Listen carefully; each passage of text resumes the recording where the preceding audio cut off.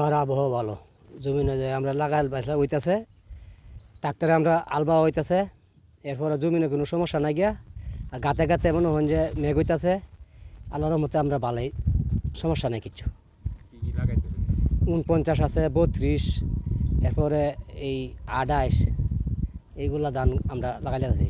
49, 32, 34 এইগুলা ধান আমরা লাগাই নিতেছি। জি, প্রতি বছর আমরা এদিক দিয়ে বন্ধুরা তো অনেক বৃষ্টিপাতও হয়, তা প্রতি বছরই লাগানো যায় না। তো এবারের আবহাওয়ার দিক দিয়ে বোঝা যাইতেছে জমিনগুলা, জেরে জমিনগুলা এগুলা লাগানো যাইব, এরকম আবহাওয়া বোঝা যাইতেছে আর কি। এদিক দিয়ে আমার প্রায় 70-80 কাঠা জমিন আছে, 15-20 কাঠার মতো লাগানো গেছে।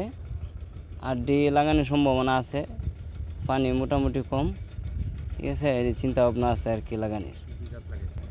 এই তো 49, 32 এই জাতীয় আর কি। 100 টাকা কেজি পেঁয়াজ হয়েছে, 70 টাকা কেজি আলু হয়েছে, 200 টাকা কেজি কাঁচামরিচ হয়েছে। তখন আমরা 400 টাকা রোজা কাজ করে তো হুসা না, এরপরে তো করতেছি না ফারিয়া, করবাম কি না হলে আমরা দিত না, আমরা গরিব চলবাম কই গিয়া। আমরা কেঁচো লাগাই জ্বালা তুলছি 49 কেঁচো লাগাইয়া, এটা 32টা কম বেশি হলে বুঝুন, 49টা কম পড়লে এটা হয়ে থাকে মাটি দেন বল বেশি, 32টা হয়ে থাকে, 49টা ফলে না করে না, এটা শক্তিশালী মাটির বাদ।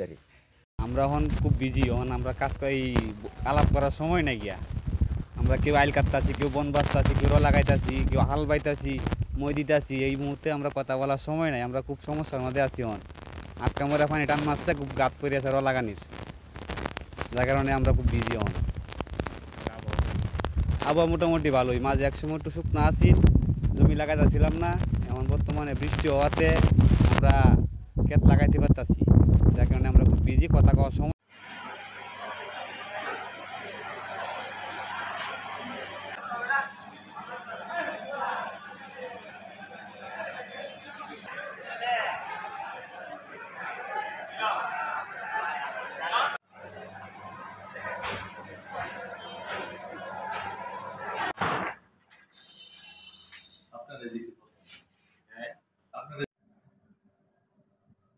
এবছর নেত্রকোনা জেলায় 1,35,000 হেক্টর আমন আবাদের লক্ষ্যমাত্রা নেওয়া হয়েছে এবং এর মধ্যে উপসি জাতের ধানই বেশি, 1,12,000 হেক্টর।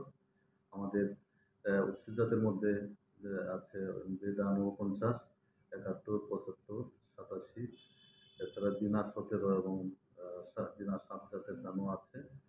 এখন পর্যন্ত আমরা 69,000 হেক্টর জমি আমাদের অর্জিত হয়েছে। কৃষকরা আগ্রহের সাথে রোপণ করছে, আবহাওয়া অনুকূলে থাকায় এবং যদি কোনো প্রাকৃতিক দুর্যোগ না হয়, আমরা আশা করছি আমাদের অর্জন লক্ষ্যমাত্রা আমরা বুঝতে পারবো।